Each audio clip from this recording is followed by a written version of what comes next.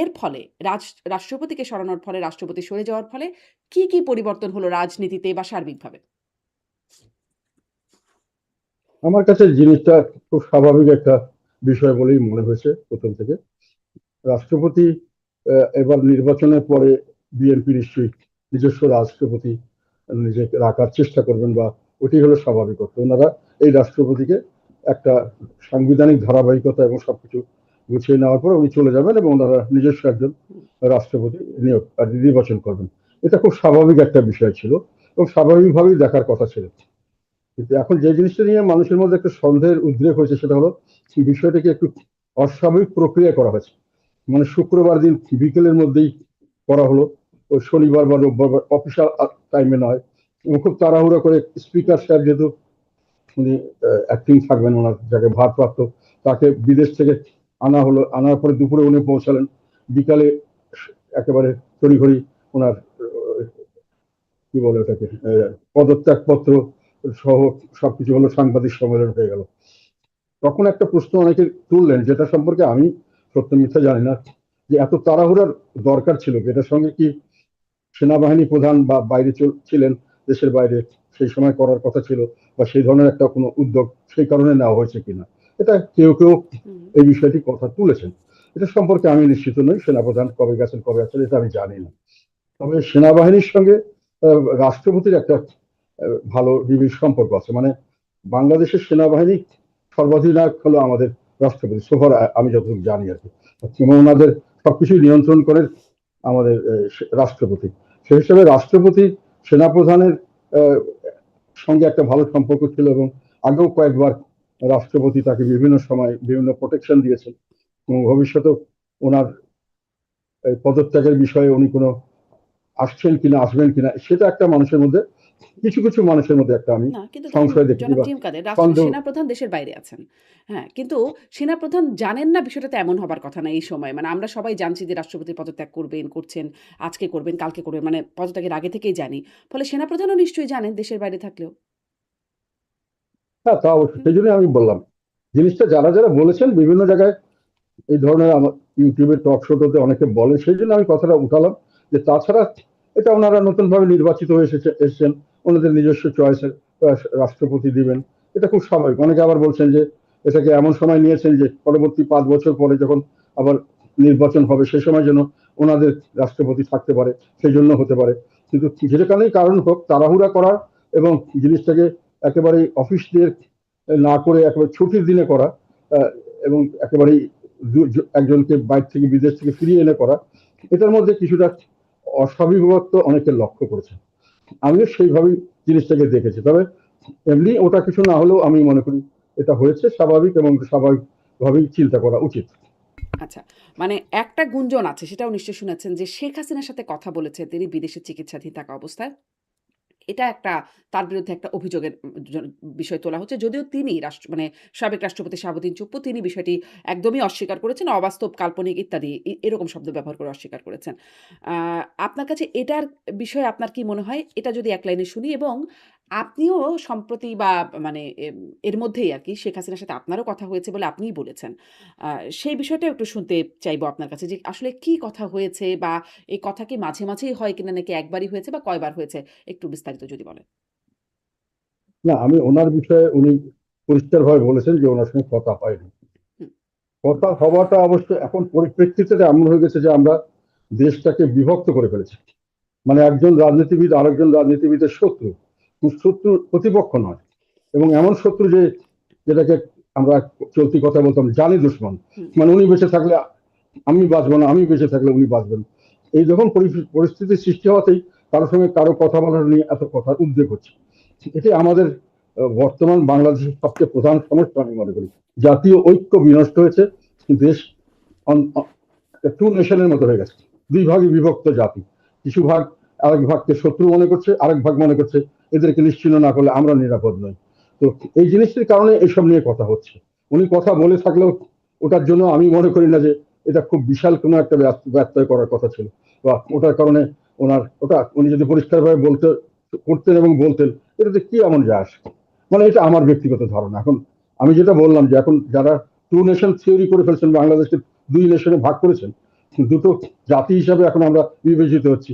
একটা হলো আমরা মনে করি যে পাকিস্তানের সঙ্গে থাকাটাই ভালো ছিল, বা ওই ধরনের একটা টেন্ডেন্সি। আর কিছু লোক বলে যে না, আমরা যেটা নতুন দেশ পেয়েছি মুক্তিযুদ্ধের মাধ্যমে, এবং সেই দেশের প্রতি আমরা অনুগত এবং সেটি আমরা রাখবো, এবং এটা ভুল সিদ্ধান্ত ছিল না। এইভাবে দুই ভাগে বিভক্ত হওয়া দেশ, এবং একজন এক পক্ষ আরেক পক্ষকে এমন শত্রু মনে করছেন যে উনি থাকলে আমি নিশ্চিত নই, আমি যে কোনো সময় একটা বিপদে পড়তে পারি। সেই কারণে এই ধরনের কথাগুলি আসছে। এগুলো রাজনীতির জন্য দুর্ভাগ্যজনক, জাতির জন্য দুর্ভাগ্যজনক, এবং এগুলো ভবিষ্যতের জন্য আমাদের জন্য একটা, আমি মনে করি, সংশয় তৈরি করছে, সংশয় এবং শঙ্কা তৈরি করছে।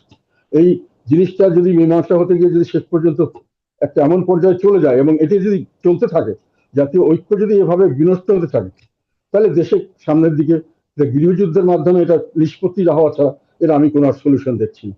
কিন্তু এটা জাতীয় ঐক্য কিন্তু আমাদের আরো অনেক ক্ষেত্রেই এখন দরকার ছিল। যেমন নতুন সরকার নির্বাচিত হয়েছেন, আগে একটা কথা ছিল যে নির্বাচিত সরকার তাদের একটা অথরিটি থাকবে, তারা অনেক কিছু সলভ করতে পারবেন। দেশের যে সমস্যা এখন বর্তমানে, দেশ কিন্তু এখন ব্যাপক সমস্যা মানুষের জন্য। যেটা সমস্যা, মানুষের তো বাঁচতে চায়, বাঁচার জন্য খেতে চায় প্রথম। এই খাবার কিন্তু এখন শঙ্কা দেখা দিয়েছে।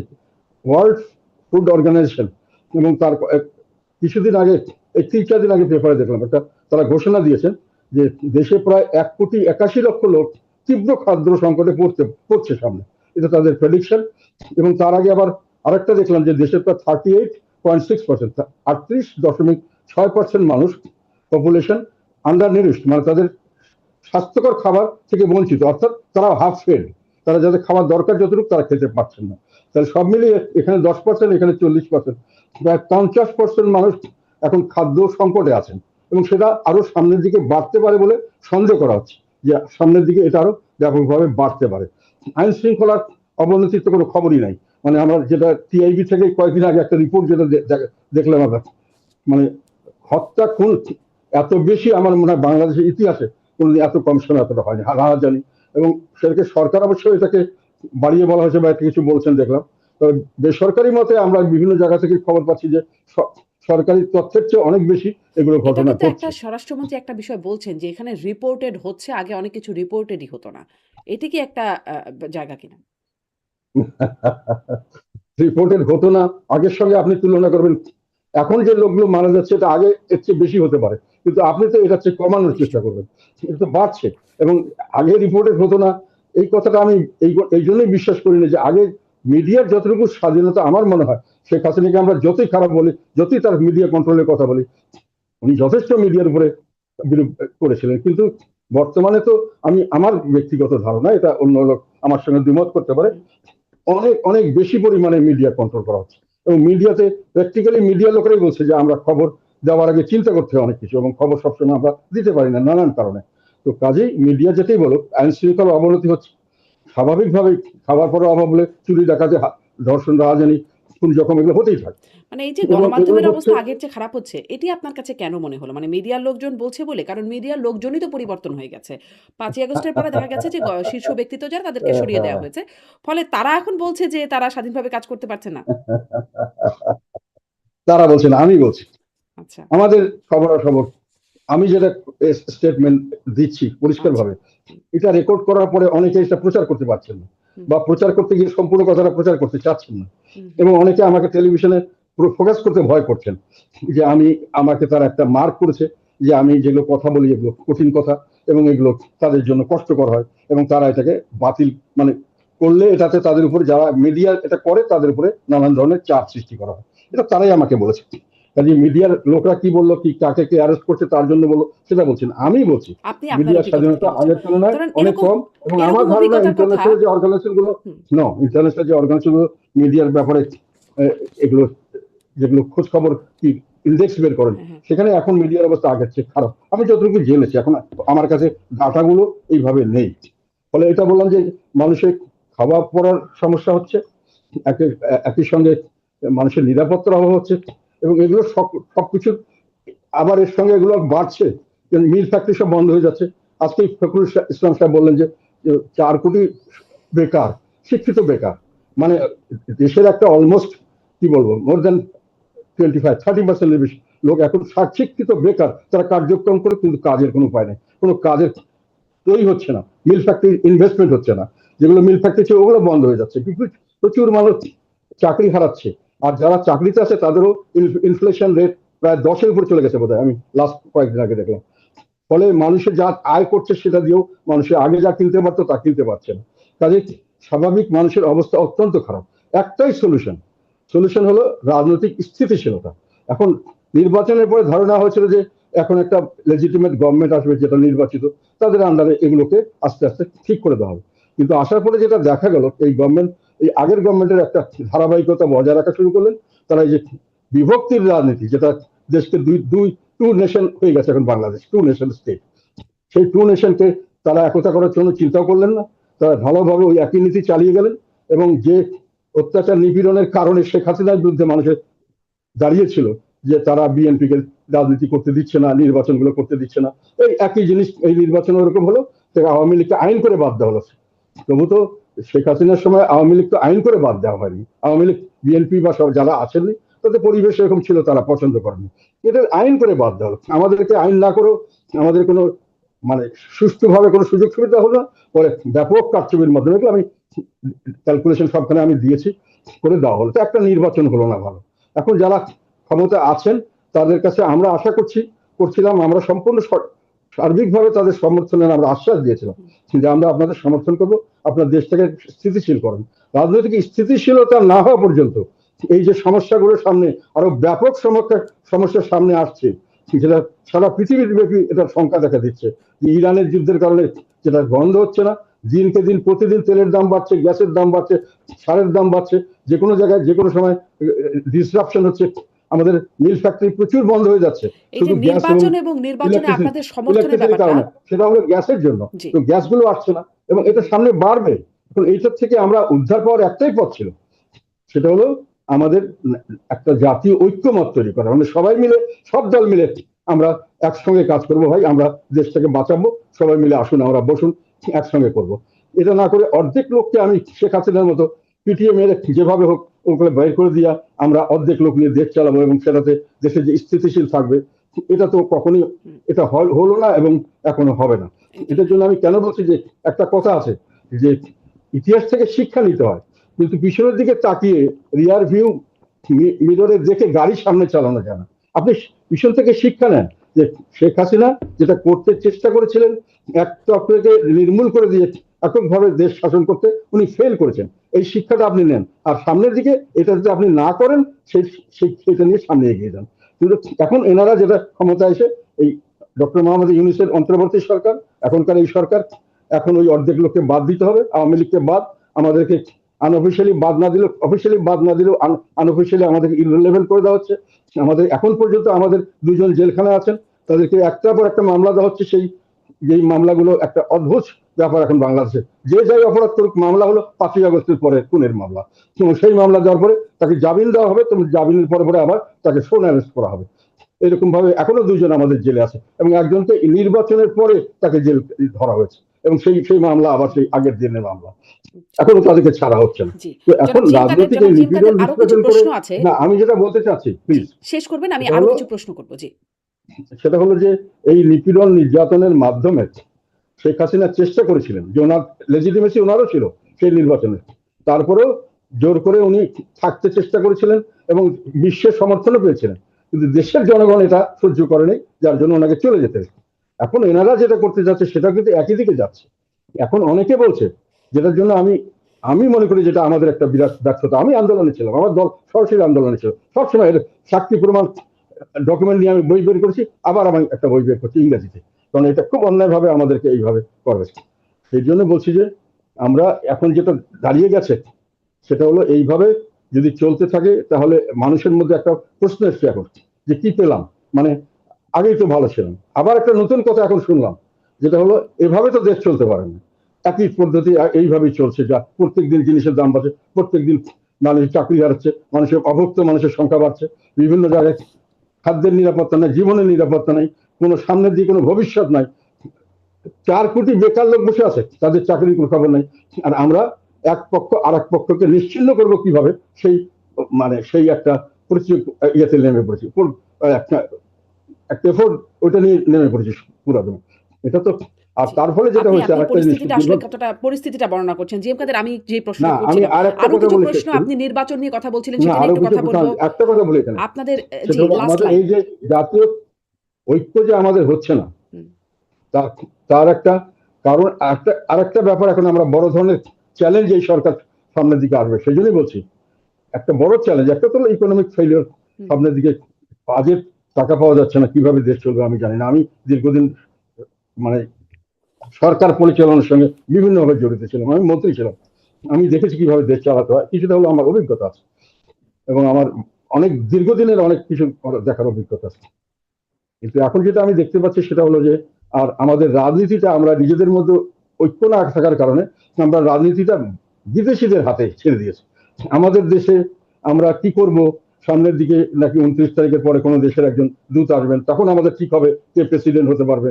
এখন আবার এখানে এখানে আবার আরেক বড় সুপার পাওয়ার, তার কাছে আমরা কিছু কথা বললাম, সেটা থেকে কি ইলেকশন হবে, আমাদের প্রতিবেশী কি রিয়াকশন করবে, তার উপর আমাদের রাজনীতি মানে ডিসাইড করতে হবে। বিদেশি আমরা দূত এসে ঠিক একটা করে করবেন কিন্তু কে এই ডিসাইড প্রেসিডেন্ট করতে হবে? হতো না। মানে এই কথাটা আপনি কিসের ভিত্তিতে বলছেন যে বিদেশি দূত এসে ঠিক করবেন যে কে প্রেসিডেন্ট হবে? মানে আপনি কি সার্জিও গোরের কথা বলছেন? না না না, এই এটা মাসের আমি শেষের দিকে তিনি আসবেন। আমি এটা কোনো ভিত্তি না। এটা আমি বলছি যে কথা মানুষের মধ্যে মুখে মুখে কথা রটছে। আচ্ছা। আমার কাছে অনেকে বলছে যে কি হবে না হবে, ওটা তো ওই দেশের থেকে উনি আসবেন, উনি আলাপ সালাপ করার পরে এটা ডিসিশন হবে। এটা মানুষের পারসেপশন। হুম। আপনার কি ওয়াই পারসেপশন? আপনার কোনো আমাদের পারসেপশন দেশের আছে? রাজনীতি কেন কে আরেক হবেন দেশের রাষ্ট্রপতি মানুষের পরবর্তী ডিসাইড করবে? পরবর্তী রাষ্ট্রপতি কে হবে? আপনার কোনো পারসেপশন আছে? না আমার কোনো পারসেপশন নেই। আচ্ছা। এটা আমার ধারণা যে এটা বিএনপি নিজস্ব ব্যাপার, ওনারা যেভাবে ভালো মনে করেন, যাকে ভালো মনে করেন করবেন। তবে আমি বিশ্বাস করি যে যদি একটা প্রেসিডেন্ট ওনারা ভালো দিতে পারেন, একটা ইনস্টিটিউশন ঠিক করে দিতে পারেন, যেখানে কোনো দলীয় লোক হবেন না, সাধারণ দেশপ্রেমিক নাগরিক এবং জ্ঞানী নাগরিক মানুষ যারা দেশের কথা চিন্তা করেন, এরকম লোককে সিলেক্ট করতে পারলে আমি মনে করি ভালো হবে। দলীয় লোক এবং হবেন না এটা মানে পৃথিবীর যাদের বিভিন্ন নাম দেশে শোনা এটা যাচ্ছে। করা হয়। যাদের নাম শোনা যাচ্ছে জনাব জিএম কাদের যে মির্জা ফখরুল ইসলাম আলমগীর, মঈন খান, নজরুল ইসলাম তাদের নাম শোনা যাচ্ছে। মানে একদম বিএনপির খুব সিনিয়র নেতাদের নাম। আবার অন্যদিকে নাম আসছে মন্ত্রী পরিষদ সচিব নাসিমুল গনি, নাম আসছে এমনকি ডক্টর ইউনূসের নামও আসছে। মানে দলীয় লোকের বাইরে তো ইনারা। আর দলীয় লোক তো বলতে মির্জা ফখরুল, মঈন খান বা নজরুল ইসলাম বা ওরকম সিনিয়র নেতারা। আপনি আসলে কোনটা আপনার পছন্দের দিক হবে বা না জায়গা আমার হবে? কোনো এখানে আমার পছন্দের কিছু বলার নেই। ওনারা বিএনপি যেহেতু ওনারা এখন আছেন, ওনাদের হাতে এটা, ওনারা যাকে পছন্দ করবেন করতে পারেন। আচ্ছা। আমি আমি দেখতে চাই যে ওনারা যেটা করছেন সেটা দেশের জন্য মঙ্গলজনক হবে, এটি আমি চাই। যারা করেছেন সে যে ভালো ডেলিভার করতে পারেন, দেশের জনগণের পক্ষে কাজ করতে পারেন, আমি এটাতে খুশি হব। জি। আমি যেই প্রসঙ্গটা আপনাকে জিজ্ঞাসা করছিলাম যে শেখ হাসিনার সাথে কথা বলার যে অভিযোগ বর্তমান রাষ্ট্রপতির, আপনি সেটা নিয়ে বলছিলেন। আপনিও কথা বলেছেন বলে আপনিও বলেছেন। মানে সেই কথা সম্পর্কে একটু জানতে চাই। কারণ শেখ হাসিনার সাথে কথা বলা এখন একটা খুব গুরুত্বপূর্ণ ইস্যু হয়ে দাঁড়িয়েছে। বিভিন্ন সময় মানে অভিযোগ হয়ে দাঁড়িয়েছে বা দায় হয়ে দাঁড়িয়েছে। ফলে আপনি কথা বলেছেন, কি কথা বলেছেন, কয়বার কথা বলেছেন, নিয়মিতই কথা হয় কিনা?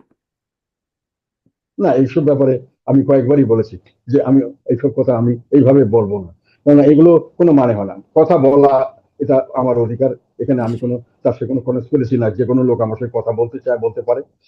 আমি সবার সঙ্গে কথা বলি এখন, এবং দেশের ভালোর জন্য যদি কিছু কোনো কোনো রকম কিছু করতে পারি আমি করার চেষ্টা করি। আমি একটা জিনিস সবসময় মনে করি, বাংলাদেশের জন্য এখন এই টু নেশন থিওরি বাদ দিয়ে ঐক্যমত সৃষ্টি করতে হবে, সবাইকে নিয়ে রাজনীতি করতে হবে। যেই ক্ষমতায় থাকে আই ডোন্ট মাইন্ড, কিন্তু দেশটা ঐক্যবদ্ধভাবে সামনে এগিয়ে যাক, এটা আমরা চাই। 50% লোক আর 50% লোকের দেখা মাত্রই তাকে হত্যা করার প্রচেষ্টা করবে, কথা বললেই তাদের সঙ্গে ষড়যন্ত্র হয়ে গেল, তার জন্য তাকে শাস্তি ভোগ করতে হবে ফ্রম বোথ সাইডস। হুম। এটা আমি মনে করি দেশের জন্য মঙ্গলজনক নয়। এবং এটা দেশকে যে এমনিতে দেশ একটা বিরাট একটা সমস্যার সম্মুখীন হচ্ছে, বিরাট একটা, এবং এটাকে সামলানোর খুব কঠিন হবে। আমি আরেকটা জিনিস এখানে বলতে চাই, যেটা আমি অনেকবার বলেছি, একটা দেশকে দখল করা, দেশকে আয়ত্তে আনা যত সহজ, দেশকে পরিচালনা করা কিন্তু অত সহজ নয়। এবং পরিচালনা করতে গেলে মানুষের মানে যে জিনিসটি খুব খুব বেশি দরকার, আমি এটাকে মনে করি একটা অ্যাডমিনিস্ট্রেশন চালানো, বিশেষ করে যেসব দেশে সমস্যা সংকুল দেশ, এটার মধ্যে আমি আমি যেটা ধারণা করি যে একটা প্লেন, এটাকে চালানোর জন্য যে স্কিল দরকার, এটা চালানোর জন্য অভিজ্ঞতা দরকার, বিভিন্ন, বিশেষ করে যে ঝড়ের ভিতরে প্লেনটা যেতে হয়, সেই ধরনের মানুষ দরকার। আমি যতই দেশপ্রেমিক হই আর যতই আমি দেশের কথা ভালো চিন্তা করি এবং প্লেনটাকে দখল করে ফেলি, আমার পক্ষে কিন্তু প্লেনকে ঝড়ের ভিতরে পার করিয়ে নেওয়া সহজসাধ্য ব্যাপার নয়। সেই ধরনের জিনিসগুলোকে চিন্তায় আনতে হবে। খালি হইচই করলে দেশ চলে না। আমি মনে করি যে বর্তমান হুম, সরকার এই বিষয়টি জি। সম্পর্কে এই যে দেশের ভালোর জন্য বা জানেন দেশের এবং এটা স্বার্থে ওনারা আপনি ওইভাবেই করবেন। জি, অভিজ্ঞতা দরকার আছে, দক্ষতা দরকার আছে যে হুম, দেশ নিশ্চয়ই, পরিচালনা, এবং নিশ্চয়ই। এটা না করতে পারলে আপনি যতই দেশপ্রেমিক হন, যতই দেশের ভালো কথা চিন্তা করেন, পারবেন না। আমরা তো কোনো ফিক্স সিস্টেমের মধ্যে নেই, যেটা ইউরোপে, আমেরিকাতে, অন্যান্য দেশে মোটামুটি সিস্টেম ঠিক থাকে, লিডাররা একটু এদিক ওদিক করে চালাতে পারে। কিন্তু আমাদের দেশ তো প্রতি মুহূর্তে সমস্ত ইনস্টিটিউশন ধ্বংস হয়ে গেছে। প্রতি মুহূর্তে আপনাকে ডিসিশন নিতে হবে, এবং সেই ডিসিশন গুলো প্র্যাগমেটিক হতে হবে, এবং সেগুলোকে আপনার পার করে নিয়ে যেতে হবে। আপনি প্রচুর, এখন যেমন দুর্ভিক্ষের অবস্থা হচ্ছে, আপনি প্রচুর কার্ড দিচ্ছেন, সবকিছু দিচ্ছেন, ভালো, মানুষকে নানান রকম সহায়তা করার চেষ্টা করেন, ভালো। কিন্তু প্রশ্ন হলো এর জন্য অর্থায়ন কিন্তু আপনাকে করতে হবে। এই অর্থটা আপনি কোথা থেকে পাবেন? যেখানে ব্যবসা মন্দা, ট্যাক্স দেওয়ার লোক পাবেন না, ট্যাক্স যা পাবেন তার দিয়ে আপনার অ্যাডমিনিস্ট্রেশন চালানোই কঠিন হয়ে গেছে। অ্যাডমিনিস্ট্রেশন বেতন ভাতা সবাইকে বাড়াতে হচ্ছে, সবাইকে বাড়াতে বাধ্য হচ্ছেন, কেননা মানুষ চলতে পারছে না। তো ফলে ওখান থেকে আবার বিরাট ভাবে অনেক মেগা প্রজেক্ট নিচ্ছেন, ওগুলো টাকা কোথা থেকে আসবে? সেই টাকাগুলোর জন্য ব্যবস্থা কিভাবে করা হলো? এটা তো আমাদের সামহাও আমরা করব, এটা ঠিক আছে, কিন্তু সামহাওটা তো আমাদের দেশের জনগণকে জানতে হবে যে আপনি কিভাবে করবেন, কিভাবে আপনি অর্থায়ন করবেন, কিভাবে আপনার এই জনকল্যাণমূলক কাজগুলোকে আপনি পার করে নিয়ে যাবেন, কিভাবে আপনি দেশের উন্নয়নমূলক অবকাঠামো যেটা করতে চাচ্ছেন সেটা করবেন, তার অর্থ কে দিবে, কোথায় আসবে? এখন পর্যন্ত তো আমি মানে নেকেড আইতে কোনো কিছু দেখছি না। আমার আমার আমার অভিজ্ঞতা থেকে আমি বলছি যে আমি কোনোখানে অর্থায়নের কোনো বাজেট অর্থায়নের কোনো অর্থ কোথা থেকে আসছে এ পর্যন্ত আমার চোখে পড়ছে না। এবং নিজের দেশের থেকে যে আয় হবে বিভিন্ন জায়গা থেকে, আমরা যে ট্যাক্স কালেকশন করব, এটার যে আমি যেটুকু দেখছি প্রোগ্রেস বা যেভাবে হচ্ছে, এটা গত বছরের চেয়ে এবার ট্যাক্স আদায় কম হওয়ার সম্ভাবনা।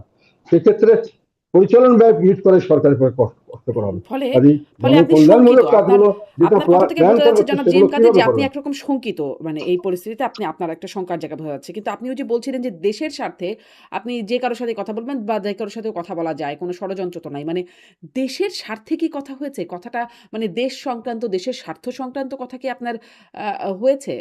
না, না, না, এইসব কথায়, এটা আমার সঙ্গে, আমি বারংবার বলছি এক কথা, এটা কথা নিয়ে আমি বাড়াতে চাই না। এটা আমার সঙ্গে সৌজন্যমূলক কথা হচ্ছে, এবং আমি এটা মনে করি যে এটা খুব স্বাভাবিক। জি। যে যত কথাই থাক, রাজনীতিতে যে যত প্রতিপক্ষই হোক, কাউকে আমি এমন শত্রু মনে করি না যে তার সঙ্গে তাকে দেখলেই আমাকে একটা, তার দিকে গুলি ছুড়ে দিতে হবে, হুম, তাকে দেখলেই একটা গালাগালি করতে হবে। এই ধরনের কালচার রাজনীতিতে আমাদের দেশে আগে ছিল না, এটা তৈরি হয়েছে বেশ কিছুদিন থেকে, এবং এটার যতদিন চলবে তখন দেশের আর সামনের দিকে আমি খুব খারাপ মনে করছি। এখন তো এমন একটা পরিস্থিতি, আমি যে বললাম না, এটাকে কে জানি সেদিকে বললো, কথাটা আমার কাছে মনে হলো, মনে হতো যে বিভক্ত হয়ে গেছে। এটা কোনো এক নেশন বলা যায় না, we are not same. Hmm, hmm, there people who are oppose to each other. যেমন আমরা ইস্ট পাকিস্তান, ওয়েস্ট পাকিস্তান একটা অবস্থা দাঁড়িয়েছিল, যে আমরা ওনাদেরকে যে কোনো কারণে মনে করতাম যে আমাদেরকে এরা অবজ্ঞা করছে বা কিছু, সেটা কিন্তু আমরা তাদেরকে মারতে যাইনি, যাই হোক। কিন্তু এখন তো মানে এরা আমাদের অন্যায় করেছে, প্রতিহিংসা দিতে হবে, এ করতে হবে।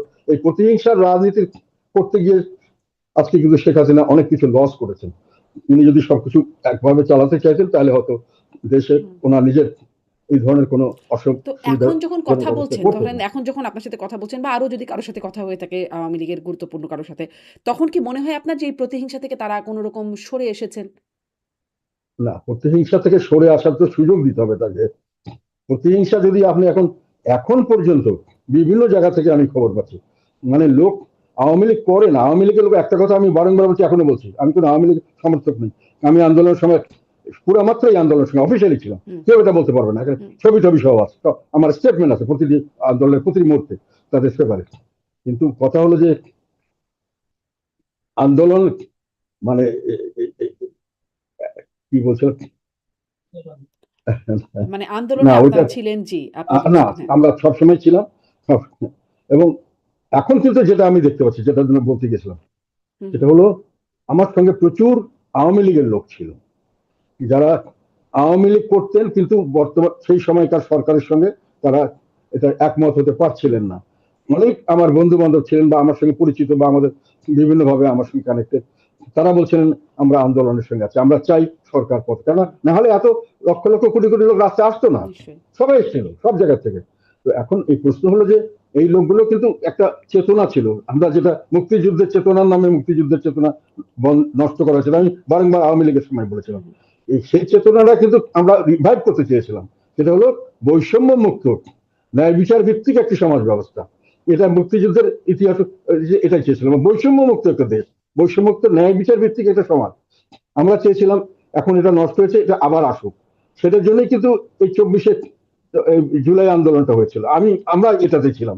এখন পরে শুনলাম যে জামাত এবং শিবির এবং তাদের সে লোকজন নিয়ে তারা নাকি এটাকে পাকিস্তান করবে বা স্বাধীনতাটা বলছিল, এই ধরনের একটা বয়ান তারা নিয়ে এসছে।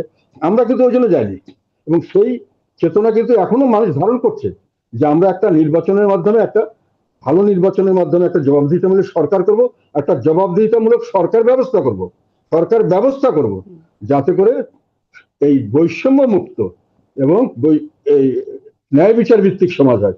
এখন কিন্তু আমাদের এটা কিছুই পাচ্ছি না। এখন যেটা বলা হচ্ছে চেতনার নামে, সেখানে আমি যেটা দেখতে পাচ্ছি সেটা হলো কিছু অশ্লীলতা শুনছি, আমরা উচ্ছৃঙ্খলতা দেখছি, অনৈক্য দেখছি। এবং এখন এটাকেই তারা বলতে চাচ্ছে যে এটাই চেতনা। না, এটা আমরা এইটাকে চেতনা মানি না। আমরা যেটার জন্য করেছিলাম বৈষম্য কোটা, সেই কোটা রয়ে গেছে। এই বৈষম্য করে দলীয় লোককে সব ব্যবসা বাণিজ্য চাকরি বাকরি দেওয়া, সেটা রয়ে গেছে। মানুষকে অত্যাচার করা, বিভিন্নভাবে ব্ল্যাকমেল, বিভিন্নভাবে তাদেরকে জুলুমবাজি করা, তো মিথ্যা তাহলে মামলা দিয়ে, আপনি এখন সেগুলো চলছে। এখান থেকে কাজে এটা উত্তরণ তো আপনি কিভাবে এই দেখছেন? চেতনা তো আমরা চাইনি। আমরা চেয়েছিলাম বৈষম্য মুক্ত হবে, আমরা চেয়েছিলাম এই ধরনের মেধাভিত্তিক হবে, কোটা ভিত্তিক নয়, হুম, যাতে যেটা যেটা দেশের চাকরি বাকরি সব মেধাভিত্তিক হবে, এবং রাষ্ট্র এবং কি বলে সরকার এবং সরকারি দল এক হয়ে যাবে না। এখন তাই হচ্ছে। সরকারি দল ওই আমাদের একটা পুলিশের এক অফিসার দেখলাম মাননীয় প্রধানমন্ত্রীর সামনে বলছেন যে আমি প্রায় জন্মের থেকেই আমি আমি বিএনপি করি। হুম, পুলিশ অফিসার এটা বলতে পারেন না, উনি যদি করেও থাকেন ভোট দিতে পারেন, কিন্তু উনি প্রকাশ্যে যখন উনি দায়িত্ব পালন করবেন, কিন্তু উনি স্টেট, উনি হলেন প্রজাতন্ত্রের কর্মচারী। উনি কিন্তু কোন দলকে আলাদাভাবে দেখবেন না, সব মানুষকে সমানভাবে দেখবেন। আর সরকারেরও দায়িত্ব হলো দলকে এবং আর অন্য দলকে একভাবে দেখা, যতক্ষণ পর্যন্ত তারা সরকারে আছেন। এখন দল, সরকার এবং এই আমাদের প্রজাতন্ত্র বা স্টেট এক হয়ে গেছিল আওয়ামী লীগের আমলে, হুম। এই এক এখনো চলছে। জি। কাজে তো এই তখনও এটা কি থেকে আপনি এই মুক্তি বিষয়গুলো পাওয়ার জন্য সমালোচনা কিন্তু করতেন? এই মানে তখন তো এই আপনার আরো আলোচনাটা হয়েছিল। আমি ভয়েস এই শক্ত সময় ছিল। সমালোচনা, ধরেন সংসদে ছিলেন।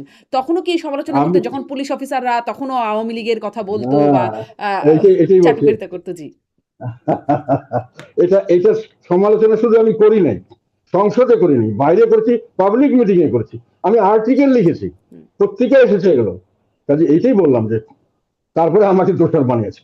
এই যে কথাগুলো বললাম প্রত্যেকটার উপরে আমার আর্টিকেল আছে। হুম। এই আর্টিকেল গুলো আমি আবার একটা ইংরেজিতে বের করছি, একটা বাংলায় বের করেছি, এর মধ্যে সব আছে। এবং পরবর্তীকালে কি কি হয়েছে, শেখ হাসিনার সময় কি কি কথা আমি ইন্টারভিউ দিয়েছিলাম, এসব ব্যাপারে আন্দোলনের পক্ষে কি বলেছিলাম, তার আগে যখন ওনারা স্টেটকে আর সরকারি দল, সব সরকারি দল হয়ে গেছে, প্রজাতন্ত্রের কর্মচারী, সরকার আর সরকারি দল এক হয়ে গেছে। তো এগুলো আমি লিখেছিলাম তখন, হুম। এগুলো এখন বিরোধী আছে দলও প্রিন্ট তো এক করে। হয়ে গিয়েছিল। মানে বিরোধী দল এক প্রজাতন্ত্রের হয়নি, এটাই আমি বললাম। এটা হলো অপপ্রচার। একটা কথাও দেখাতে পারবে না যেখানে জিএম কাদের পার্লামেন্ট হিসাবে, পার্লামেন্টের বিরোধী দল হিসেবে একটা কথা মানে বলতে পারবো না যে সংসদে আমি বিরোধী দলের পক্ষ থেকেও তখন বলা হয়েছিল যে আমাদেরকে গৃহপালিত না, বিরোধী বিরোধী দল দলের বলা পক্ষ হয়। থেকে না। বিরোধী দলের শেখ হাসিনা কিছু লোককে বানিয়েছিলেন নিজের, এখনো ওরা রেখেছেন। এখন এই সরকার রাখেননি বোধহয়, এর আগে অন্তর্বর্তী সরকার ওই একই কায়দায় আমাদেরকে বেকায়দা ফেলার জন্য ওটাকে রেখেছেন। ওই মানুষগুলি, ওই ৫-৭টা-১০টা মানুষ, এরাই এসব করেছে এবং এরাই সবখানে কারা সেই কথা ৫ বলছে। ৭টা ১০ টা মানুষ? জিএম কাদের এবং as a leader and the rest of the জাতীয় পার্টি নেভার একটার এক্সাম্পল দেখাতে পারবে না যে আমরা দালালি করছি। জি। ২০১৪ সালে আমি মন্ত্রী ছিলাম ইয়ে সরকারের, কি বলে এটাকে, মহাজোট সরকারের। হুম, হুম। আমি পরিষ্কার ভাবে বলেছি যে আমি নির্বাচন করব না। আমাকে অনেকে এর দালাল বলেন, অনেকে বলেন আওয়ামী লীগের দোষ। নো, আওয়ামী লীগের থেকে অনেকভাবে আমাকে অফার দেওয়া হয়েছে, আমি করিনি। আমার সঙ্গে ২৭০ জন ক্যান্ডিডেট উইথড্র করেছিলাম, আমরা করিনি। কাজে আমরা কোনো সময় দোষর ছিলাম না। এবং পরবর্তীকালেও আমরা সব সময় জনগণের পক্ষে দাঁড়ানোর চেষ্টা করেছি। নানানভাবে হুম। বেকায়দা করে আমাদেরকে জোর করে নেওয়া ওই হয়েছে। যে আপনি বলছিলেন কাজে যে এটা ৫ কেউ ৭ বলতে জন পারবে না ১০ যে জন আমরা মানুষকে বলেননি, আপনারা তখন বলেননি। না, না। তখন আমি যেগুলো যেগুলো কথা বলেছি প্রত্যেকটা ডকুমেন্ট শুধু পার্লামেন্ট না, পাবলিক মিটিং আছে, নিউজ আছে, এবং সেগুলো বিভিন্ন পত্রিকায় ছাপানো হয়েছে এবং সামনে বলে দাঁড়িয়ে বলেছি। শেখ হাসিনার সামনে দাঁড়িয়ে বলেছি কর্তৃত্ববাদী সরকারি চলছে, এখানে গণতন্ত্রের দেশ মতো। এই আমি যে আপনি বলেছি বলছেন যে আপনার আমি বলেছি, আপনি এবং এগুলো আপনার জাতীয় ডকুমেন্ট দলের আছে। রেস্ট অফ দ্য জাতীয় দল বা জাতীয় পার্টির কথা বলছেন যে রেস্ট অফ দ্য জাতীয় পার্টির এর মধ্যে নাই, কিন্তু ৫-৭ জন ১০ জন যারা এই সরকারেও তারা তারা আছে, মানে আপনি বলছেন ওরা কারা? ৫-৭ জন ১০ জন? ওরা কারা সেটা আমি জানি না, মাল পাবলিকে জানে। ওরা এই সরকারের সঙ্গে বোধহয় যায়নি, এখনো পারেনি, তো গেছিল। তবে এর আগের সরকার ইয়ের সঙ্গে একটা লাইন করে ওনারা তো আমাদের তখন ওই একই কাজ করেছিলেন, ওই যে আপনাদের ওনারাই থেকে আসল ভেঙে দল। যারা বেরিয়ে গেলেন তাদের কথা বলছেন?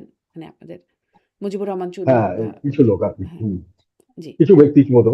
যাই হোক, ওনারা ওই সেই 96 থেকে শুরু হয়েছে, পরে ঈশ্বর সাহেবের ইয়ে হওয়ার পরে আবার শুরু হলো গিয়ে 2014-তে, আর তারপর থেকে এটা এটাই হলো আমাদের ডিস্টার্বিং পার্ট। এখন আমি এটাকে ক্লিন করে ফেলেছি, যেটাকে বলা হয় এগ্রিকালচারের একটা ইয়ে আছে, গাছকে প্রুন করা। প্রুন প্রুন মানে গাছে মানে মরা ডালপাল কেটে করে করে একটা ফ্রেশ করে দেওয়া হয়, তারপরে গাছটা হেলদি গাছ হিসেবে বেড়ে ওঠে। এখন জাতীয় পার্টিকে আমরা ওইভাবে হেলদি হুম। পার্টি হিসেবে বের করানোর কিন্তু চেষ্টা করছি হেলদি এবং পার্টি হিসেবে ওইভাবেই কাজ করতে করছি। গিয়ে কি আপনারা একটু বিলীনও হয়ে যাচ্ছেন কিনা? কারণ তারা আসলে গুরুত্বপূর্ণ বা নাম জানা নেতাগুলো, যারা নাম জানা নেতারা এটা ছিলেন, তারা আলাদা হয়ে না, গেলেন, নিজেদেরকে আলাদাভাবে জাতীয় পার্টি হিসেবে ঘোষণা করলেন। এমনিও জাতীয় পার্টি খন্ড-বিখন্ড আগে থেকেই ছিল। সেখানে এখন যেখানে একটা পার্টিকে আমরা যাদেরকে চিনতাম, গুরুত্বপূর্ণ নেতারা আলাদা হয়ে গেলেন। আ ফলে এরা এখন যেটা হয়েছে সেটা হলো ওনারা যে 3-4 জন টপ যারা সবসময় এটা করে বেনিফিশিয়ারি ছিলেন, তারা আর বাকি সবগুলোকে এবার কিছু ইয়ে করতে পারেন নাই। Almost 90% of their people have almost coming back to us. So we are united now. আর না হলেও আই ডোন্ট কেয়ার, কারণ আমরা এখন যেটা রাজনীতি করব আর বিলীন আমরা হব, এই আশায় অনেকে বসে আছেন। এই আশায় আমাদেরকে বিভিন্নভাবে মানে উত্তেজিত করা, আমাকে ইররিলেভেন্ট যেটাকে বলা হয় অপ্রাসঙ্গিক করা রাজনীতি, যার জন্য 100% একটা কারচুপির নির্বাচন করা হয়েছে। যে নির্বাচন 2026-এর নির্বাচন, আমি জোর গলায় বলছি, 24-এর নির্বাচনের চেয়ে খারাপ হয়েছে। 2014 নির্বাচনের খারাপ হয়েছে, 18 নির্বাচনের চেয়ে খারাপ হয়েছে, 2024-এর নির্বাচনের চেয়ে খারাপ হয়েছে। 2026-এর নির্বাচন, আমি একটা কথাটা বলে রাখলাম আজকে, ইতিহাস একদিন এটার সাক্ষী দেবে, কেননা এই কথাগুলো এত সত্য এবং আমি এত কনভিন্সড। আমি এটা নিয়ে আরো কিছু ইয়ে করবো সামনের দিকে, যে এটা কোনো নির্বাচনই হয়নি। বাট এনিওয়ে, স্টিল দেন আমরা বিএনপি কে বলেছিলাম যে আপনাদের সরকারে ছিলেন না, কাজে আমরা আপনাদের কোনো দোষারোপ করি না। এটা যেটাই হোক, আপনারা এসছেন, আপনারা দেশকে ভালো মতো চালাবেন, আমরা আপনাদেরকে সর্বাত্মক সহযোগিতা করবো, এটা আমরা বলেছিলাম। কিন্তু কিন্তু কেন? মানে ওনারা, খুব আমার মনে সংক্ষেপে হয় যদি না বলেন, ১৪, ওনারা ১৮, সেই ২৪ ধরনের এর চেয়ে খারাপ নির্বাচন কেন হলো? 14 নির্বাচনের অসুবিধাটা কি ছিল আমি তোমাকে বলি। সেটা হলো, উনি নির্বাচনটা হলে নিজের দলীয় সরকারের অধীনে করতে গিয়ে হুম, উনি আমার যখন দেখেছিলেন কাউকে কিন্তু বাদ দেননি। উনি আবার তাদেরকে আমি যেটা তখন তার কথা যে স্মরণ থাকে, বিএনপির অনেককে বলেছিলেন যে আপনারা কিছু মন্ত্রণালয় তন্ত্র নিয়ে আসেন বা কিছু সুযোগ সুবিধা নিয়ে হলো আসেন, এবং আমাদেরকেও ওনারা বলেছিলেন যে না, এটা আমরা একটা নিখুঁত নির্বাচন করবো, আমি হেরে গেলে হেরে যাবো। তো আমরা বলেছিলাম, কিন্তু এর শেষে বলেছিলাম যে আমরা 2014 নির্বাচনে আমরা আসবো যদি সবাই আসে।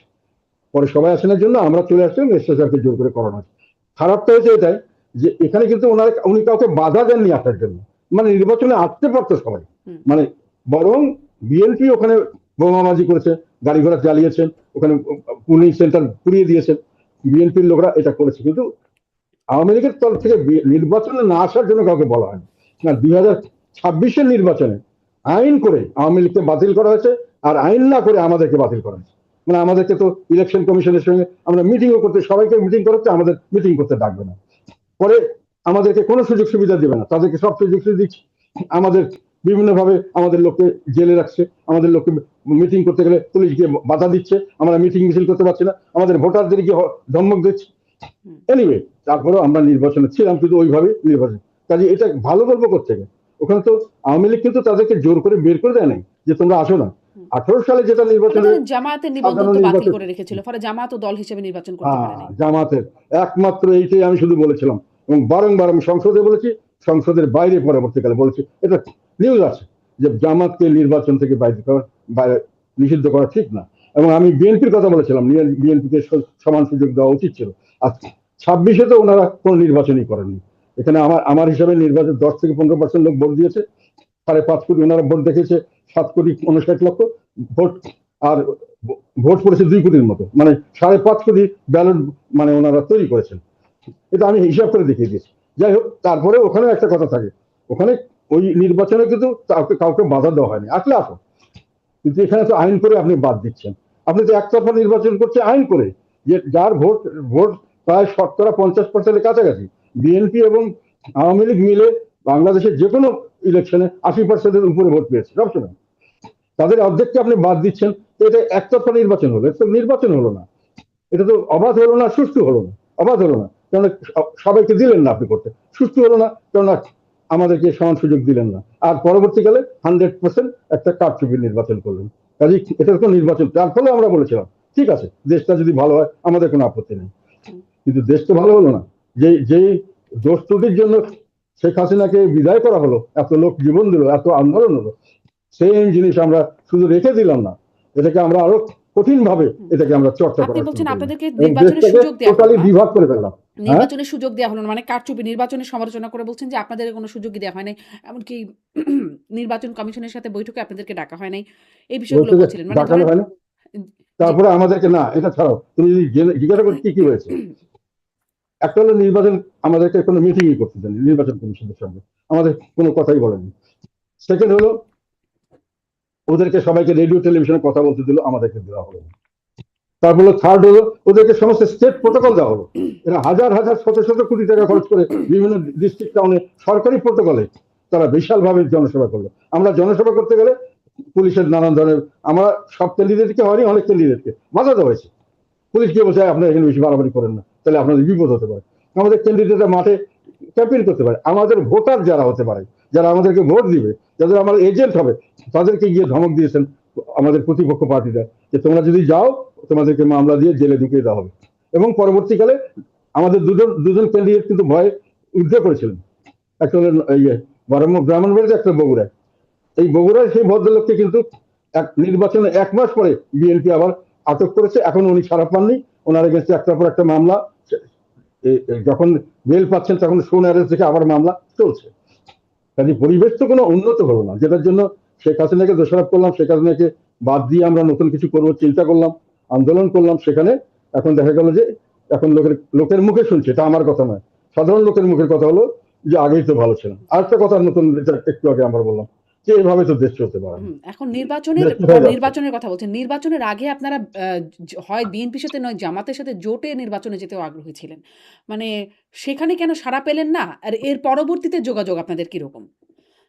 না, আমরা আমরা কারোর সঙ্গে জোট করবো না, এটা ঠিক করেছিলাম। আমাদের একটা উদ্দেশ্য ছিল, একটা সৎ উদ্দেশ্য ছিল দেশের সাথে, এটা অনেকেই জানে।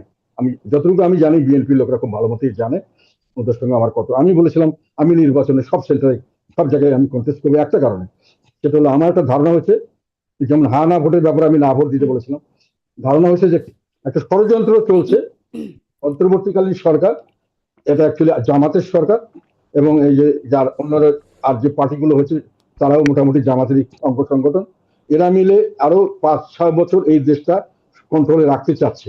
এটা দুটো, একটা হলো এই নির্বাচনটা যদি আমরা সব জায়গায় না থাকতাম, তাহলে ওনারা যে কোনো সময় নির্বাচনটা বলতো আমরা নির্বাচন করতে পারছি না, আমরা করবো না, এটা এই দোষ দেখি।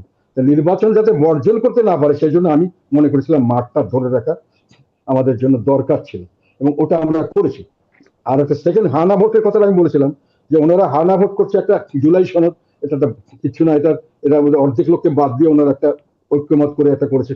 আমাদের মতো মানুষ যারা পার্লামেন্টে এখন এই পর্যন্ত আমার ধারণা মতে পার্লামেন্টের কাজকর্মের ব্যাপারে আমার চেয়ে এক্সপিরিয়েন্স লোক আমার ধারণা খুব কম আছে, কিন্তু আমাদেরকে কোনো ডিসকাস, আমি একটা সাজেশন পাঠিয়েছিলাম, ওটাকে রিসিভই করেনি এই পর্যন্ত, মানে ওখান থেকে ফেলে দিয়েছে, মানে একটা কর্মচারীদের রিসিভ করতে ওটা কোনো অ্যাকসেপ্ট করে না। তো এই ধরনের একটা করে এনারা করতে উদ্দেশ্য হলো এই আমরা জুলাই সনদ বাস্তবায়ন ছাড়া আমরা ক্ষমতা ছাড়বো না। তো জুলাই সনদ বাস্তবায়ন করতে ওনারা 4-5 বছর সময় নেবেন, এইটার কারণে আমি নির্বাচন করেছি, এবং নির্বাচনে সবাইকে বলেছি না ভোট দিবে। এটা কখনোই হা ভোট দিলে ওনারা এটাকে দেখাবে যে আমরা ম্যান্ডেট পেয়ে গেছি, আমাদের জনগণ আমাদের চাচ্ছে, এখনো বলছে কোথায় ম্যান্ডেট, জনগণ যাচ্ছে, আপনি কি চাচ্ছেন, ওর মধ্যে কি লেখা আছে জনগণ বুঝে, জনগণকে বোঝানোর কোনো সুযোগ দিয়েছেন, কোনো ডিবেট হয়েছে পার্লামেন্টে, কোনোখানে কোনোখানে টক শো হয়েছে এই ইউটিউব চ্যানেলে, যে এটা ভালো এটা খারাপ, এটা করলে এটা হবে, মানুষে কি বুঝছে? এখন কতগুলো শিলচাপ্পা মেরে আমরা হাবুর জয়ী হয়েছি, কাজে আমরা দেশে আন্দোলন করবো, সরকার পতন করাবো, এগুলো তো আমরা বুঝি। সেই এই দুটো কারণে আমি নির্বাচনে ছিলাম, এবং আমার দলকে নিয়ে নির্বাচন যে জাতির স্বার্থে এটা করতে হবে আমাদের, এবং না চললে দেশে আরো 5 বছর এইরকম শাসন চলবে, এবং এই শাসন চললে দেশ ধ্বংস হয়ে যাবে, এবং আমি এটা বিশ্বাস করে জন্য বলেছিলাম। তবে এখন এরা এর থেকে পরিবর্তন করবে, এটা আমার আশা ছিল। আমি নির্বাচনের পরে সবকিছু জেনেও আমি সর্বাত্মক সহযোগিতা আশ্বাস দিয়ে এখনো দিচ্ছি আমি, কিন্তু দেশকে বিভক্ত করে এক পাক থেকে আপনি শেষ করে দিবেন, এটাও আমার আপত্তি ছিল না যদি করতে পারতেন, এবং করার পরে যদি একটা দেশে একটা স্থিতিশীলতা আনতে পারতেন যাতে দেশের মানুষ ভালো থাকে, তাও আমি রাজি ছিলাম। কিন্তু সেটা আপনারা পারবেন না, শেখ হাসিনা এটা পারে নাই। জি। কাজে এখন এটা শেখ হাসিনা চিন্তা আবার চিন্তা ফেরার বার্তা করাটা দিচ্ছেন। এখন শেখ হাসিনা ফেরার বার্তা দিচ্ছেন, ডিসেম্বরে ফিরবেন বলে তিনি ঘোষণা দিয়েছেন। আপনি যেহেতু কথা বলেছেন, মনে হয়েছে যে তিনি ফিরবেন বা ফেরার কোনো প্রক্রিয়া কেমন হতে পারে সেটি কি আপনি বুঝতে পারছেন? না, এটা বোঝার কিছু নেই। আমি হুম, রাজনীতিবিদদের যেটা যেটা বুঝি, এটা আমি সেদিন আগেও বলেছি, যে উনি যেটা বলেছেন উনি ফিরবেন। আমি মনে করি ওনার জন্য ফেরাটা অত্যন্ত জরুরি। ওনার নিজের জন্য এটা বিরাট একটা স্টেক। ওনার একটা হুম, বর্ণাঢ্য রাজনৈতিক ক্যারিয়ার আছে, অনেক ভালো কাজও করেছেন, খারাপ কাজ যাই করে যাই কিছু বলি না কেন। ওনার একটা আকাঙ্ক্ষা আছে যে যে দেশবাসী তাকে ভালোবাসে প্রচুর, এবং আরো সামনে ভালোবাসবে। কাজেই ওনার যে দোষ ত্রুটি ওগুলো উনি ফেস করবেন, এবং উনি জনগণের সামনেই বিচার চাইবেন, যেটা এসএসএফ করেছিলেন। ওনাকে অনেকে বলছিল দেশ থেকে চলে যান, উনি বললো আমি ইলেকশনে যাবো, ইলেকশন গিয়ে জনগণ আমার বিচার করবে। ওনার দলের লোকরা অনেকে বলেছিল আপনি স্যার নির্বাচন চেন না, বেজ্জত হয়ে যাবেন। নো, কাজে ওনাকে আসতে হবে নিজের অতীত, সরি, নিজের ভবিষ্যতে যেন মানুষ তাকে শ্রদ্ধার চোখে দেখে, সেটা দেখার জন্য, ওনার কর্মকাণ্ডের জন্য যেন প্রশংসিত হন, ওটা ওনার একটা নিশ্চয়ই ডিজায়ার থাকবে। সেকেন্ড হলো, ওনার যে একটা পারিবারিক ঐতিহ্য আছে, ওনার বাবা বঙ্গবন্ধু শেখ মুজিবুর রহমান জাতির পিতা, এই জিনিসটা বিভিন্নভাবে নষ্ট করার চেষ্টা করেছে। কাজী ওনার কাছে এটাকে রক্ষা করার জন্য দরকার। থার্ড হলো, ওনার দলকে যেভাবে হেনস্থা করছে, ওনার জন্য লিডারশিপ সামনে এসে ওনাকে জীবন দিয়ে হলো ওনার দল বাঁচানোর জন্য সামনে আসতে হবে। এটা আমি বিশ্বাস করি, এবং এটা আমি বলেছি অলরেডি। কাজে আমার বিশ্বাস, যে কোনো পরিস্থিতি হোক যাই হোক, উনি বলেছেন যে উনি ওনার যে বক্তব্য যেগুলো বিভিন্ন জায়গায় আমি দেখলাম, হুম, যে আমি আমাকে যে ফাঁসি দেয় তাও যাবো, জেল দেয় তাও যাবো, মারা গেলেও যাবো, আমি দেশের মাটিতে মরতে চাই। I I think she means ইট। এবং তাকে এটা এটা স্বাভাবিকভাবে যে কোনো রাজনৈতিক নেতা যারা যে একটু আত্মসম্মান বোধ আছে, তারা এরকমই কথা বলার কথা। হুম। কিন্তু কি প্রক্রিয়ায়? মানে সেটা কি প্রক্রিয়ায় হতে পারে? সেটা তো আমি বলতে পারবো না। প্রক্রিয়া আমি আমি করার মালিকও নেই, আমি এটা সাজেস্ট করারও বা মালিক নেই। তবে পরিকল্পনার একটা কিছুও কথা, কি জানেন? না আমি, না একটা কথা বলতে পারি এখানে, সেটা হলো প্রক্রিয়া কিছুই লাগে না, জনগণের সমর্থন থাকলে প্রক্রিয়া এমনি বেরিয়ে যায়। হুম, এটা আমরা তো কিছুদিন আগেই তো 24-এর গণ আন্দোলনে তো দেখলাম আমরা, জনগণের সমর্থন থাকলে প্রক্রিয়া আইন কানুন সব নিজের দিকেই শেপ নিয়ে ফেলে, এবং যে কোনো সময় এটা পুনরাবৃত্তি হতে পারে আচ্ছা, যদি জনগণের সমর্থন আচ্ছা। থাকে। এটা আপনি কিছুদিন আগে, হুম, যেটা আমরা এতদিন বুঝতে পারিনি, ভারতের মতো জায়গায় সরকারকে কিন্তু, এত শক্তিশালী সরকার, এবং যথেষ্ট ভাবে তাদের সারা সারা মানে ভারতবর্ষের যে কোনো স্টেটে তারা একেবারে মানে কি বল মহাপ্রতাপশালী সরকার, এবং তাদের কন্ট্রোলে সবকিছু। তারপরেও কিন্তু জনসমর্থনে, জনগণের মতামতের কাছে তাদেরকে নথি স্বীকার করতে হয়েছে। জি, কাজে মানে নিয়ম কানুন পরে কথা, জি, অত জি, প্রথম কথা হলো জনসমর্থন থাকলে যে কোনো নিয়ম তৈরি হয়ে যাবে। জি। তো সেটা কি ডিসেম্বরের মধ্যে সেই জনসমর্থন সেই জায়গায় যাবে বলে মনে হয়? নাকি আসলে মানে সময়টা কি ডিসেম্বর বলে মনে হয়? বর্তমান বাস্তবতা না, থেকে কি বুঝতে পারছেন? ডিসেম্বরটা আমি আমি ব্যক্তিগতভাবে যদি যদি অনেকদিন থেকে রাজনীতির সঙ্গে হয়ে গেছে এখন অনেকদিন, সেখানে আমি যেটা মনে করি যে এই যে শুরু হলো আগস্টের পরে, তো বর্ষাকাল যখন চলে যাবে, তখন আসলে শীতের মৌসুমে বাংলাদেশের পলিটিক্সের যে কোনো ধরনের পপুলার মুভমেন্ট গুলো ওই সময় সাধারণত আর কি আমরা দেখছি, মানে বর্ষা বদলের চেয়ে শুষ্ক মৌসুমের যে কোনো আন্দোলন, হুম। যে কোনো দাবি দাবা, এগুলো সহজতর হয়। হুম, ফলে হতে পারে বলে আপনি সেজন্য মনে হয়তো উনি করছেন। সময় নিয়েছেন। আপনি না, আমি জানি ভারতের না, এটা আমার পরিস্থিতির কথা ধারণা। আপনার কাছে জিজ্ঞাসা করছিলাম যে শেখ হাসিনার সাথে কথা বলে কোনো বার্তা বা পরিকল্পনা, প্রক্রিয়া কিছু বুঝতে পেরেছেন কিনা? আপনি ভারতের কথা বলছেন, ভারতের কাছ থেকেও কোনো বার্তা আছে কিনা? কারণ তিনি ভারতে আশ্রিত। ধরেন আপনি ২৪ এর না, না। নির্বাচনের আগেও ভারতে গেছেন এবং ওই কথাটা বারবার আসলে গণমাধ্যমে আসে যে অনেকের সাথে আলাপ হয়েছে, কার সাথে আলাপ হয়েছে বলা যাবে না বা কি আলাপ হয়েছে সেটিও তাদের পারমিশন ছাড়া বলা যাবে না। আপনার সেই বক্তব্যটা যেটি গণমাধ্যমে এসেছিল এয়ারপোর্টে। আ ফলে এরকম কি কিছু আলোচনা আরো আছে? ভারত কি এখনো কোনো বার্তা দিচ্ছে? আমি আগে ওই কথাটা বলে নিই। এটা একটা অত্যন্ত স্বাভাবিক কথা। আমি হয়তো অসুস্থতার কারণে বাংলাদেশের মানুষের এই মনোবৃত্তিটা আমি হয়তো খেয়াল করতে পারিনি, সরল মনে বলেছি।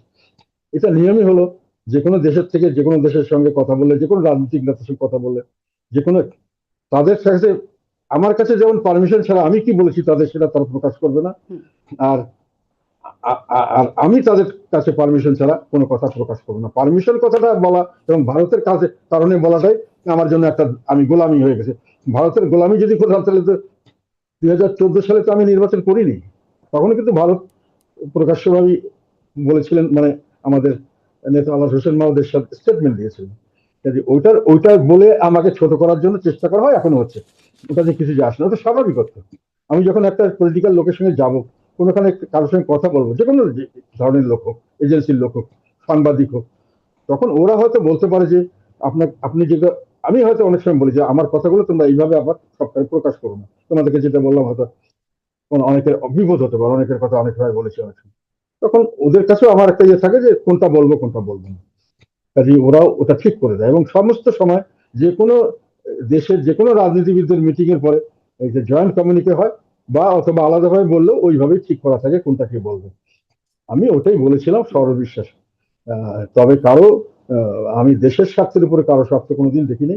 এবং আমি কিন্তু 2014 শুধু নির্বাচিত হতে পারতাম এবং নির্বাচিত মন্ত্রী হতে পারতাম, এবং 2014 পরে আমাকে মন্ত্রী হওয়ার জন্য পরবর্তী সরকার আমাকে অফার দেওয়া হয়েছিল, আমি কিন্তু সেটাও গ্রহণ করিনি। এটা অফিসিয়াল রেকর্ড আছে, ডকুমেন্ট আছে, আমার কাছে নেই, বাট গভর্নমেন্টের কাছে আছে। কাজে ওটা বলে আমাকে আমি ওখানে বিক্রি হয়ে গেছি ভারতের কাছে, এর কাছে, এটা আমার কাছে বলে আমার মনে হয় কেউ খুব সুবিধা করতে পারবে না। হুম। আমার কিন্তু কোনোখানে আমার ভারত এই যে বার্তা দেয়, মানে যে আপনি বলছিলেন যে সেটি মানে ২ পক্ষের কথোপকথন, সেটি বাইরে বলা যায় না, এটি নরমস। কিন্তু তাহলে এই যে কথোপকথন হয়, যেটি আসলে বলা যায় না ধরনের ব্যাপার, বা আলাপ হয়, কার সাথে না আলাপ হয় না সেটিও খুব না বেশি পাবলিক করা যায় না। এরকম কি কিছু এখনো হচ্ছে কিনা? মানে না এখনো না কোনো না না, বার্তা আমি আসছে এটা কিনা? বলিনি। আমি কিন্তু বলছি যে কিছু বলা যায় না তা নয়, মানে কি বলবো ওটা মোটামুটি ঠিক করে নিতে, এখানে আমি করি আমেরিকান এম্বাসির সঙ্গে বা ব্রিটিশ এম্বাসির সঙ্গে বা কারো ইউরোপিয়ান এম্বাসি বললে অনেক সময় বলি আমরা কতটুকু বলতে পারি তোমার বাইরে, বা তোমরা কি বলতে চাও, বলে একটা বলে যাবে আমরা এই কথা বলবো। এটা একটা স্বাভাবিক ভদ্রতা। আচ্ছা, আর একটা কথা হলো, আমি যেটা বলতে গেছিলাম তখন, হুম, যেহেতু আমরা জাতি হিসাবে ঐক্যবদ্ধ হতে পারছি না, সেই জন্য আমাদের রাজনীতিটা বাইরে থেকে কন্ট্রোল হচ্ছে। আর এখন যেটা জটিলতা, আমি যেটা বলতে গিয়ে বোধহয় শেষ পর্যন্ত বলতে পারিনি, সেটা জটিলতা হলো বর্তমান সরকারের একটা বড় ধরনের চ্যালেঞ্জ হলো বিভিন্নমুখী স্বার্থের সংঘাত। সবারই কিন্তু আমাদের উপর একটা কর্তৃত্ব সৃষ্টি হয়ে গেছে। সেটা শুধু ভারত নয়, আমাদের এখানে এখন অনেকের কথাই তো শোনা যাচ্ছে। এখন নাম বলতে গেলে তো অনেক কথা বলতে হয়, যেটা এখন আমেরিকার কথা আসছে, এখন চায়নার কথা আসছে, এখন আবার পাকিস্তান, টার্কি, আদার আদার, এটাও একটা কথা আসছে। কাজে আমরা এখন অনেকেই আমাদের রাজনীতির টানাপোড়েন করছে, কিন্তু সবার কিন্তু এক স্বার্থ নয়। কাজে এখানে সবাইকে ম্যানেজ করা খুবই কঠিন ব্যাপার, এবং কাকে ম্যানেজ করলে আবার কে কি কি ধরনের স্টেপ নিবে, এটাও কিন্তু একটা কঠিন ব্যাপার আছে, যেটা যেটা কিন্তু বর্তমান সরকারের জন্য বড় ধরনের একটা চ্যালেঞ্জ বলে আমার মনে হচ্ছে। যে এটাও কিন্তু ওদেরকে সামলাতে হবে, যে আমি এদের কথায় করলাম, এটাতে আবার আরেক পক্ষ কি মনে করবে, আবার আর এক পক্ষ কি মনে করবে, এবং হুম। তারা আবার এটার জন্য কি সৃষ্টি করতে পারে, কি সমস্যা আমাদের জন্য সৃষ্টি করতে পারে। এটার একটা আহ, একটা চ্যালেঞ্জ এই সরকারকে সবসময় মোকাবিলা। আমি আমার একটা আর্টিকেল লিখেছি, হুম। বড় একটা সমস্যা সরকারের জন্য চ্যালেঞ্জের অন্তর। কথা বলছেন। কিন্তু আমি যে প্রশ্নটা করতে হ্যাঁ, আসলে মূল প্রশ্নের উদ্দেশ্য ছিল যে, এখন আপনারা কোনো বার্তা পাচ্ছেন কিনা? সেটি ভারতের কাছ থেকে হোক, বিশেষ করে ভারতের কাছ থেকেই, বা ধরেন আপনারা বিভিন্ন দেশের রাষ্ট্রদূতদের সাথে বা দূতদের সাথে কথা বলবার সুযোগ হয়।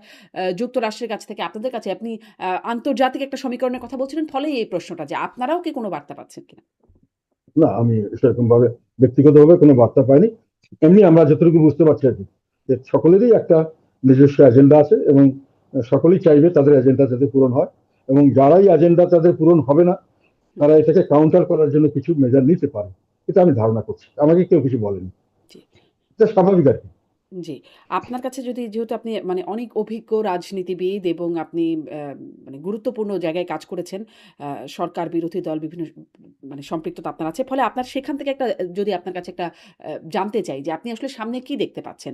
ধরেন ডিসেম্বরে শেখ হাসিনার ফেরার ঘোষণা আছে, বা তার আগে পরে যদি আসেন বা না আসেন, সেই বাস্তবতা কেমন? বা তারপরে রাজনীতি আপনার কাছে কেমন মনে হচ্ছে? এখন আবার জামাত একটা আন্দোলনের ডাকও দিচ্ছে। সরকার পতনের কথাও এমনকি বলে ফেলছে যে আবার একটা গণ অভ্যুত্থান। আপনার কাছে সামনে পরিস্থিতি কেমন মনে হচ্ছে? না, রাজনৈতিক জামাত পরিস্থিতি। সরকারের বিরুদ্ধে কোনো আন্দোলনে এমন ভাবে যাবে না যতক্ষণ পর্যন্ত আহ, আওয়ামী লীগ আছে। একেবারে আওয়ামী লীগ কোনো কারণে, যেটা আমি মনে করি কখনোই সম্ভব হবে না, আওয়ামী লীগের মতো দলকে একটা, আপনারা যারা চিন্তা করছেন এরা বোকার স্বর্গে বাস করছে। তো তারপর আওয়ামী লীগ নিশ্চিহ্ন হয়ে গেলে তারা হয়তো প্রতিপক্ষ হয়ে দাঁড়াবেন। তা আগে পর্যন্ত ওনারা কোনো সময় প্রতিপক্ষ হবেন না। এগুলো যেটা করছেন, এটা কিছুটা হলো একটা নাটকীয়তা বলে আমার মনে হয়। এটা আমি ব্যক্তিগতভাবে হুম, আমি এটাই বিশ্বাস করি। কাজে ওনারা কোনো আন্দোলন সেভাবে যাবেন না। তবে হ্যাঁ, শেখ হাসিনা আসলে পরে এবং আসার পরে ওনাকে জেল দেখ, যাই করে ফাঁসি দেখ, গুলি করে মেরে ফেলে, যাই করে হোয়াট এভার হ্যাপেন্স, বাংলাদেশ একটা বড় ধরনের রাজনৈতিক টার্মোয়েল যেটাকে বলে, অস্থিরতা সৃষ্টি হবে।